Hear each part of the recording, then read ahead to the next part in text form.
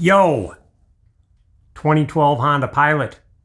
This thing had a PO303 cylinder 3 misfire.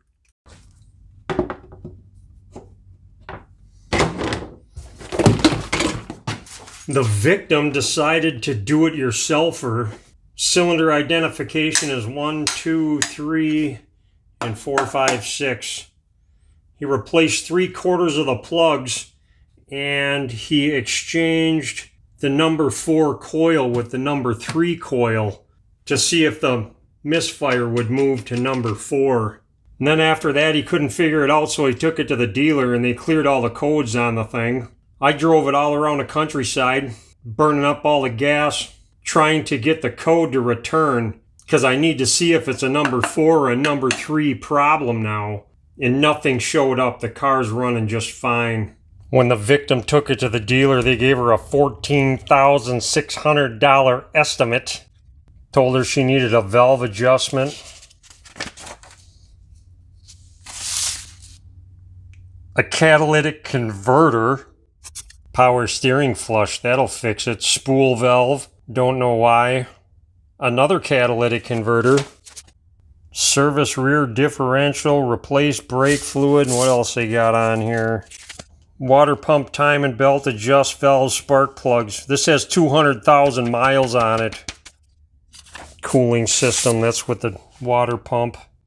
Rear bank piston rings 1 through 3, $4,000. Boy, that's a bunch of nonsense. So this person drives this thing quite a bit, goes on some long trips with it. So I don't really know what to do, but this valve adjustment, this car's got 200,000 miles on it. And I think sometimes the manual says 100,000 miles. Some of the Hondas say 200,000 miles, or if it's noisy.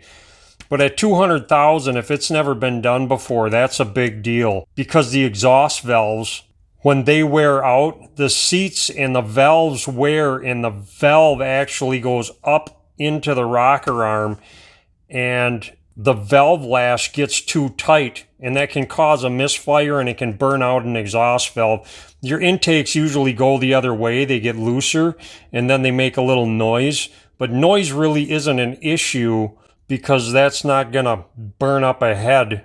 It's just a little annoying. So I told the victim I'm gonna adjust the valves. I'm gonna put a number 4 coil in it and the other spark plugs that they didn't put in it, and have them drive it and see if that code comes back up. And if they drive it for, I don't know, 3,000 miles maybe, and it doesn't come up, then I'm going to blow some dough on this water pump and timing belt, because that's really due too. I'm probably going to take the cover off and check that belt and make sure it's not original, because I don't know when it's been done, neither do they. First thing I'm going to do is take this air horn off, because I don't really need to. Pull the centers out of these clips and they should just pop right out. Gonna take this air box off next. This is really nice. There's only one screw holding the top of this box on. I might have to do something about that. 10 millimeters on these band clamps. Oh wow, that one's already loose. Oh, that's amazing. 8 millimeters here. There should be 4 of them. And this one, there's 1.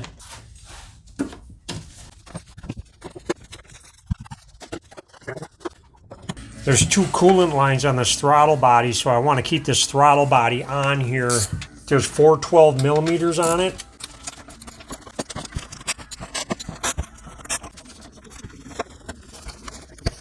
Those hoses are pretty tight on there, but I got it off. And this gasket didn't tear. It's all in one piece, so I can reuse that. Since this thing didn't want to come off too easily, I got a stud remover here. I'm going to try to get these off of here. That way when I go to reinstall this, it won't give me such a fuss. I'm going to need to remove this vacuum line. I'm going to take it off from the valve cover side. Now I got a bunch of 10 millimeters for this top cover. This gasket looks pretty good. It's not hard or anything, so I'm going to reuse that too. There's just a couple of hoses I need to remove. There's 2 10 millimeters on this solenoid. Flop that out of the way. I sucked off all the mouse turds from the top of this intake, and now there's a bunch of 12 millimeters here. Looks like there's 11 of them. All these 10 millimeters you want to leave on because this upper intake's in two pieces and that's holding the two pieces together.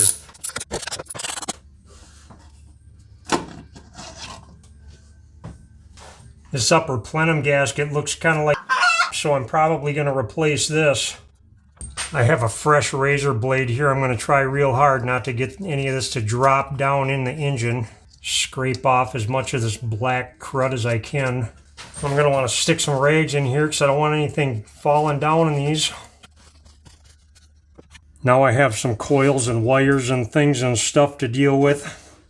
There's some little tabs right here you push up and pull up. There's two of them. There's one down here too. And it's kind of stuck because there's a whole lot of wires in my way. That's as much stuff as I'm going to be able to unplug. I got some 10 millimeters on these coils. This is the coil I'm going to replace. This one's a little stuck. Looks like I got 5 10 millimeters for this valve cover. Some of these are stuck in here good enough, so I'll leave them in. I just want to gently pry on this. It should loosen this up. I'm going to leave this one on here though until I get this other one off. Got a breather hose here I can take off. Can't really see the coil packs, but I'm unplugging those right now. There's two 10 millimeter bolts you can't see for this wire loom too. They don't give you too much room to get this out, but that's all the room I got. I gotta dig back here and get them 10 millimeters off of them coil packs. Can't see those either. And then I gotta get my 5 10 millimeter bolts out. I can't see them, I just gotta feel my way around and count to 2.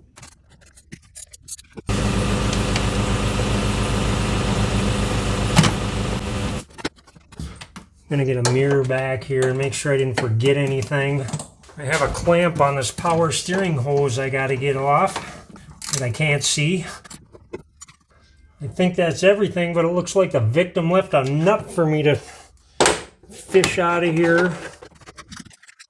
Yeah. Looks like I can pinch this clip and unplug that sensor and I can get more of this out of my way.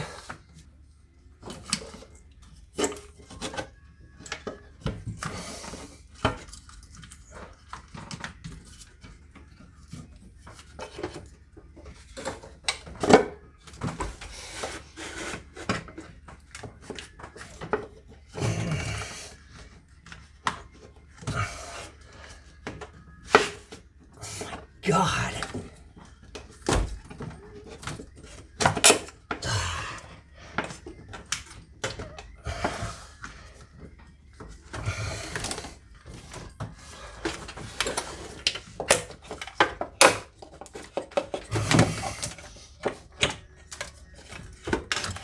Oh my God.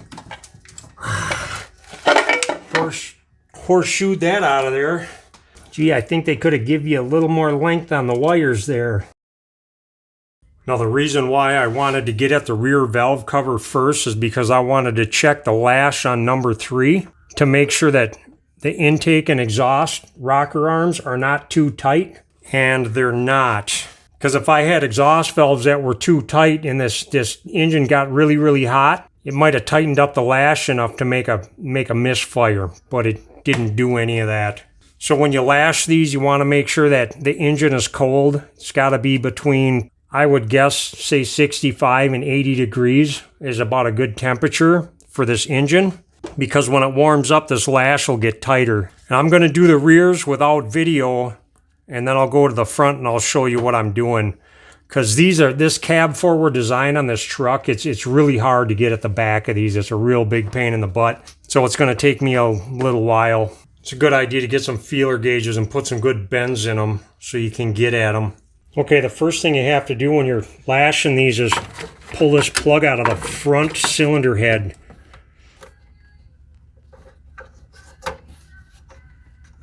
That plug right there. Then you're going to want to crank the wheel or take the wheel off. And then there's this hole right here. You can just jam a 19 millimeter in there and get at the crankshaft bolt. This is missing a clippy thing already though. So I'm just going to fold this out of the way. Stick my 19 millimeter on the crankshaft. It's easiest to take the spark plugs out because then you're bleeding off cylinder pressure. But you don't really need to. You always want to turn it clockwise too. And then you turn that bad boy until you're on the right cylinder. In this hole, I can look in there and there's a little arrow down on the bottom of the plastic cover. And I'm lining that up with the number 3. So there's 6 lines and 6 numbers, and number 3 is for number 3 cylinder. So that's this one. The rear one's a real big pain in the butt to show you. A lot of times I got to get a mirror in here with a feeler gauge so I can see what I'm doing. And the exhaust is supposed to be 11 thousandths to 13 thousandths of an inch, or 0.3 millimeters, give or take 0.02 millimeters. In the intakes you want at 9 to 8 thousandths of an inch, or 0.22 millimeters, give or take 0.02 millimeters. So standard feeler gauges are about the best thing to use because the numbers are correct for me. So for the rear rocker arms, I use 2 feeler gauges. I use an 11 and a 13, and I want to make sure that an 11 fits and a 13 doesn't, because then you know you're right. You can get the feel for it if you want, but sometimes you're wrong. And for the intake, you got 9 thousandths of an inch to 8 thousandths of an inch. So I got an 8 and a 10. You can't even see it there. One of them's 8. The other one's 10.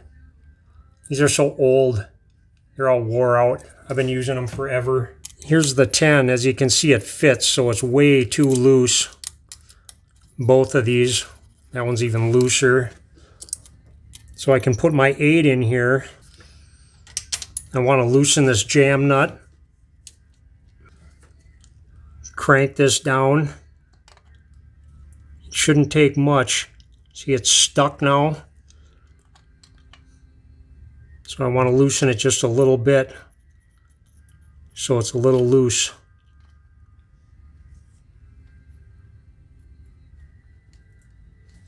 Then I can tighten this down to 14 foot-pounds or 168 inch-pounds. I left it a little looser than it should be because a lot of times when you loosen it, when you tighten this nut, when you torque it down, this screw will turn a little bit. So it feels pretty good. It's actually a hair loose, I would think. But I can take my 10 thousandths of an inch feeler gauge now and I can put it in there and it fits. So I know it's still too loose. So I'm going to go back to the 8. Loosen that jam nut. Turn this just a hair more. It's a little sticky. Torque this down again. Check it. It actually loosened up a little bit. But this 10 thousandths of an inch feeler gauge, it does not fit. Not even at all. I really got to jam it in there. So I know that's good. That's a perfect lash right there. Well, I want to do that to all of them. Okay, I hope you got the gist of that.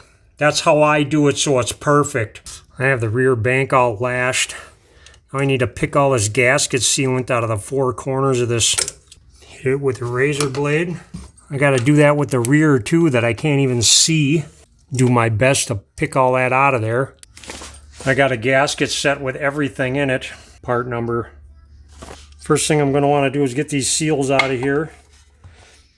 I got a seal puller that works sometimes, or not. I got a hammer and a screwdriver that works sometimes, or not.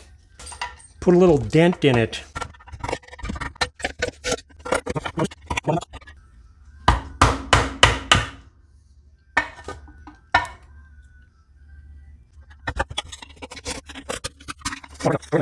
I'm wrecking the estimate.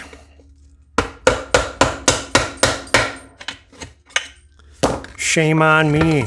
Ooh, I got one. All pro, baby. Make sure you put these in the right way. Oh, look at that. They don't fit. So, looks like I got a couple different sets here. I got some littler. Well, that was almost discouraging. Now I just found a socket that's a little bit smaller. 1 3/16. I'll call that Mr. Right. Try to pound this in nice and square. You always want to use new ones too, because these get hard and brittle.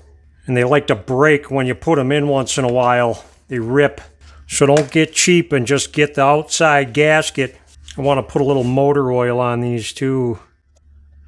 Make them nice and slick. Then I got to clean this groove up. I got to get all the oil out of this.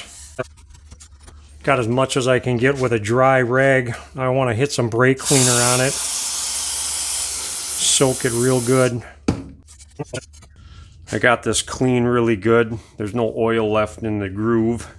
I got an old can of high tack here. I need to put this on here to make sure this gasket doesn't fall out when I'm trying to cram it in there. I want to try to put a little bit in the groove here.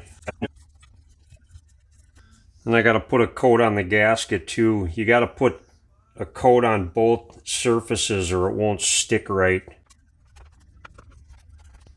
Now I need to let that set up for a couple of minutes and get tacky. My couple minutes is up. Press that down. I can leave that sit for another good 10 or 15 minutes and that'll stick really good. And I have these rubber grommets I need to deal with. I just take a side cutters and cut these. And I got a new rubber grommet here. I put a little bit of oil on here so it slides on really nice. And I got like a 6.14 millimeter socket. Press it through and do that to all the rest of them. I clean this gasket surface with a rag and brake cleaner. Make sure you get these corners really good and clean. There can't be any oil stuck in that corner. I got a little bit of ultra gray gasket sealant here. I'm just going to stick a little on this corner. Don't need much. If it doesn't stick, then you know there's oil in there and you got to get all of that off. And the one in the back you can't even see. I just got to feel around and put some back there. This high tack should be set up really well, so now I get to cram it back in the hole somehow. I'm kind of putting my fingers in them spark plug holes to line them up. Pushed it down. I just want to take a mirror and a flashlight and just look back here and see what I can see. Make sure that gasket didn't move or anything. Looks pretty regular. I want to start with this center bolt and just snug it down just a little bit. After them are snugged down a little, I can zero this one out. Then I can final torque these to 104 inch-pounds. It's like 8.5 pounds. And I can button up the rest of this junk that I can't see. Same here, all of these bolts and nuts are 6 by 1 millimeters, so they're all 104 inch-pounds. Now I can get this front valve cover off and do the same to this side. I have the front bank done. I found this plenum gasket at O'Reilly's.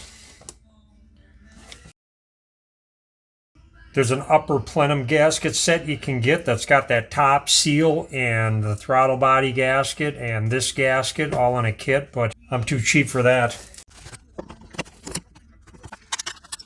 These 12 millimeter bolts, I'm just going to snug them down. I'm going to start in the center and work my way out.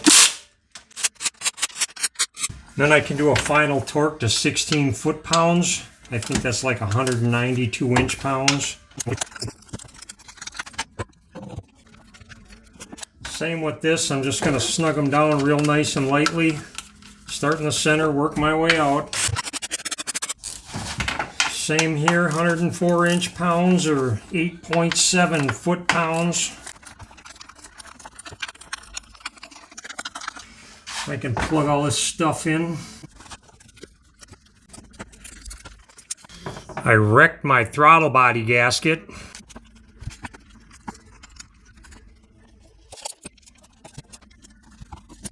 I'm gonna double nut these studs to get them back in. 16 foot-pounds on these two. You can just go in a square pattern on this. The only reason why I took this lower air box off was to fix all these bolt holes. I cleaned up all the threads and made some new bolts. You can buy bolts for these for about 20 bucks at the parts store. They're made to break, and they always do when people don't know what they're doing. I found some bolts and I just ground the head off because these are threaded, and then there's a non-threaded shank on the bolts. So I just ground them down so they work. These are Ford ignition coil bolts. You get dormant intake manifolds, and they come with new self-drilling screws, so you don't need these. So yeah, there's no Phillips heads on them. Now they're a 7mm, so that ought to make somebody happy. These rubber grommets almost always stay in the top cover. There's two of those, and they belong right here. If you don't do that, it won't go on.